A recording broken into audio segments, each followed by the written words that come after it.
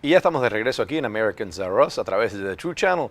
Yo soy René Laván y me encuentro aquí con un colega, con Cristian Mancera, abogado, y sobre todo una persona que me encanta cómo piensas, Cristian. De verdad este problema que estamos viviendo con Venezuela, desafortunadamente este cáncer nace en mi país, en Cuba, en mi país de origen.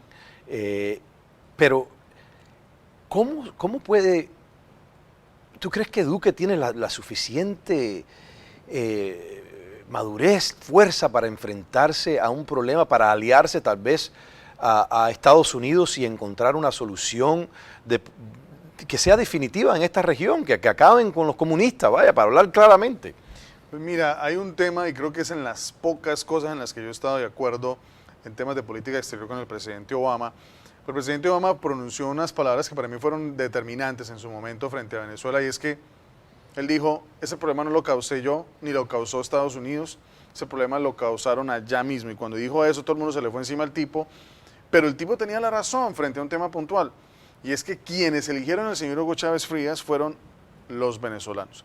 Cuando hubo la oportunidad golpista en 2003, 2004, si no estoy mal, la fecha me puede engañar, lamentablemente se retrocedió por una cantidad de vacíos que hubo en esa iniciativa golpista, y prefirieron en ese momento algunos sectores de las Fuerzas Armadas y políticas retornar a Hugo Chávez al poder. Y de ahí para adelante ha habido un juego siniestro, como de complacencia de algunos sectores opositores, no de todos, en donde, bueno, tú me haces pasito y yo te hago pasito. O sea, y no ha habido realmente, porque vamos a ser claros, para eso estamos aquí, y yo lo he dicho muchas veces, de que ¿cómo le podemos exigir a Colombia, por ejemplo, a un Iván Duque, a un Bolsonaro, a un Donald Trump, que manden tropas, que Colombia sirva de territorio para lanzar un ataque como plataforma para atacar a Venezuela? Para atacar a otro país, porque correcto, esté un dictador o no, es una guerra a otro país. Si internamente la oposición no se pone de acuerdo en cómo van a acabar con ese problema, primero. Dos,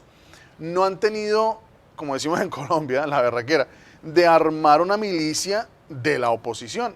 Y mucha gente me ha criticado y me dice que yo obviamente hablo eso porque yo estoy lejos. Claro que yo estoy lejos, pero yo entiendo de política, entiendo de geopolítica y entiendo de que un enemigo de la característica del señor Maduro y de su corte miran a la oposición y se burlan de ellos. Se burlan en la cara.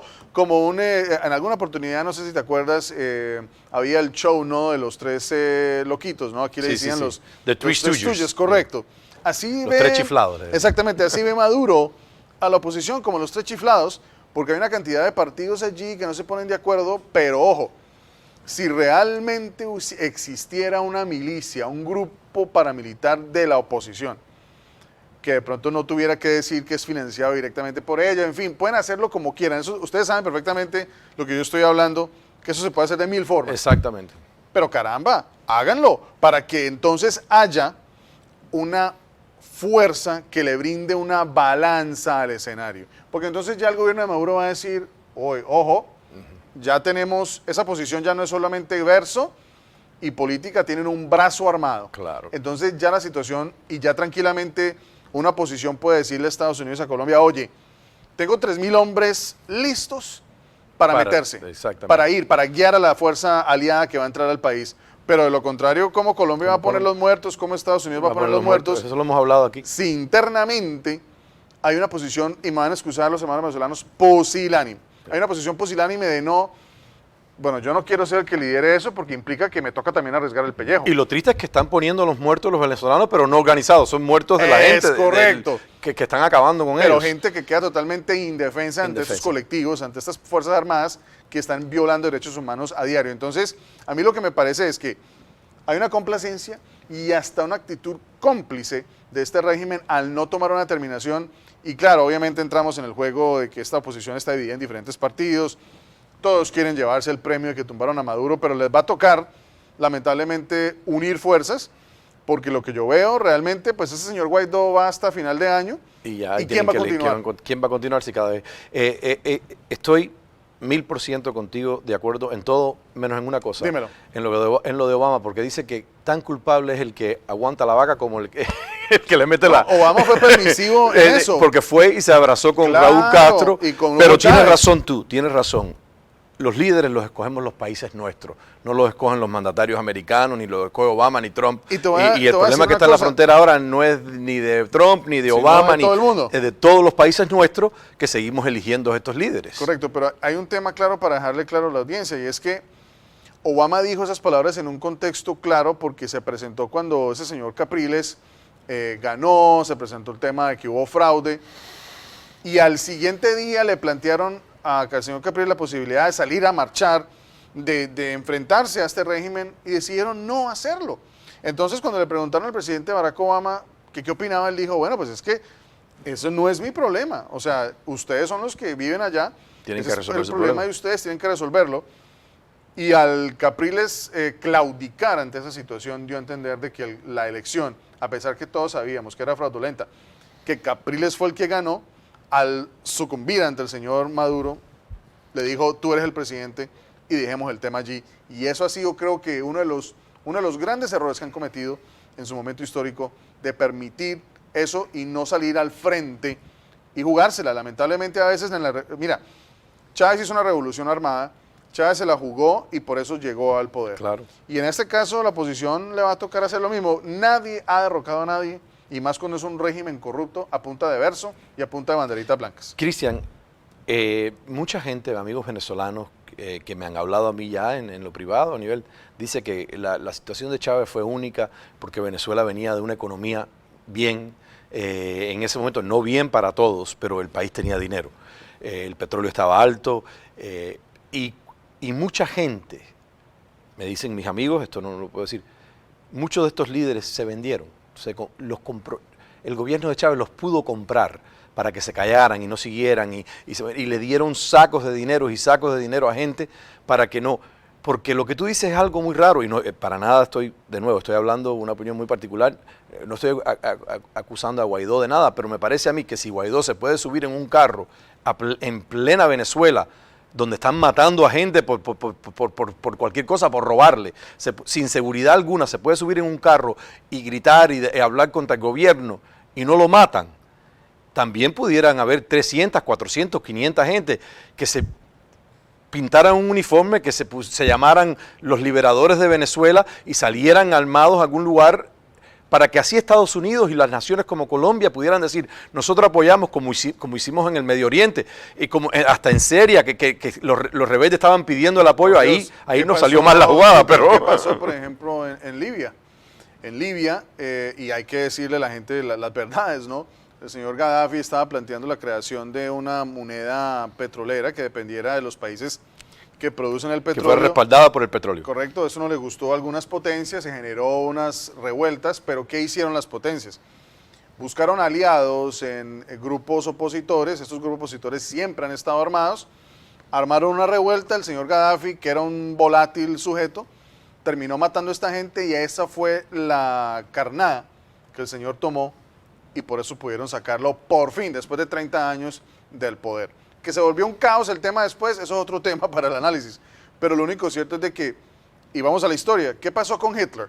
Cuando se intentó ir a apaciguar a Hitler y buscar que hubiera un acuerdo a través de una negociación, en esa época el embajador de Estados Unidos era el Joe Kennedy, el papá del presidente Kennedy, que era un pacifista, y también había otro primer ministro en esa época por parte de Gran Bretaña, que trataron la diplomacia primero. Correcto, que fueron a hablar con él. Mucha gente sabía que esto no iba a funcionar. ¿Qué hizo Hitler? Se burló de ellos, compró tiempo y lo que hizo fue posteriormente contraatacar y casi destruye a Gran Bretaña el señor Hitler. Entonces, estos personajes que se suben al poder de esta manera, nunca los sacas del poder a las buenas, ni nunca en una mesa de negociación. Lo mismo pasó en Hanoi con el tema de Vietnam. Cuando Richard Nixon empezó a ver de que no había manera de someter a esta gente, dio la orden de bombardearlos con todo lo que tenía. Con todo, radical. Se muriera lo que se muriera, pero bombardearlos. Y los sentó a la mesa. Lamentablemente el presidente Nixon, pues ya sabemos el escándalo que se presentó, pero si el presidente Nixon no hubiera tenido ese escándalo político en su momento y no hubiera sido enjuiciado, hoy por hoy la historia de Vietnam sería una muy distinta. Muy diferente, porque ya estamos en un punto de inflexión en donde estamos prácticamente sometiendo a esa gente. Entonces, con lo que te quiero decir es de que en Venezuela hace falta músculo por parte de la oposición. Y lo que tú dices es cierto, pero no han matado a Juan Guaidó porque es que para ellos es un chifladito. Entonces, para ellos es más para ellos el gobierno de Maduro. Correcto, para ellos es más problemático matarlo que dejarlo vivo. Es más vital, es más importante vivo porque les permite mantener la tesis de que, claro, miren, nosotros somos un país democrático. Además, mira los millones de personas que se tiran para la calle y supuestamente no le hacemos nada. No hacemos nada. Que eso sí se lo celebro al pueblo venezolano, que en mi país, en 60 años de comunismo, claro, salen muy a la pocas protesta. veces han salido así y no han salido así a la calle. Pero jamás. mira que seguramente ese es el libreto que aprendieron de Cuba. Cuba seguramente les dijo, no se vayan a poner a reprimir a la población, mantengan el sofisma de que hay una especie de democracia. Sí. Para que los de afuera no digan... Lo de Cuba es, hay 10 protestando aquí, agarra un camión, monta 100 que son a favor tuyo y cae de arriba a los 10 que están allí y es el pueblo el que resolvió. Y se ha visto en Venezuela también porque salieron unas marchas a favor de Maduro en plenas protestas, habían marchas en otro lado y el concierto famoso y las cosas.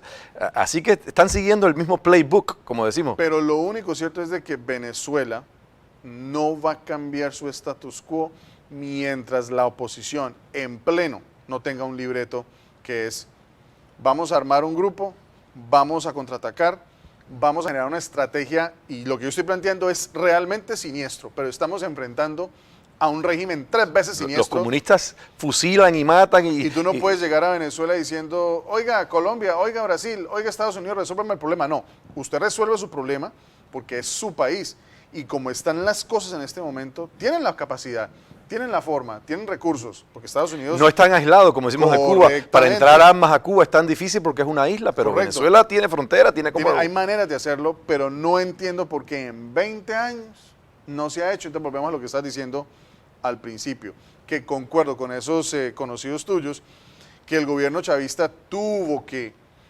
repartir dinero en cantidades para que muchas personas se mantengan viviendo allá en el status quo. A veces yo veo fotos de personas conocidas también allá en Venezuela que viven a sus anchas, comida, los veo uno en los yates, en los barcos, yo digo, y a veces texteo, bueno, oye, pero ¿qué pasa? O sea, yo te veo que la cosa como que está buena allá. No, es que yo estoy bien. O sea, los demás no.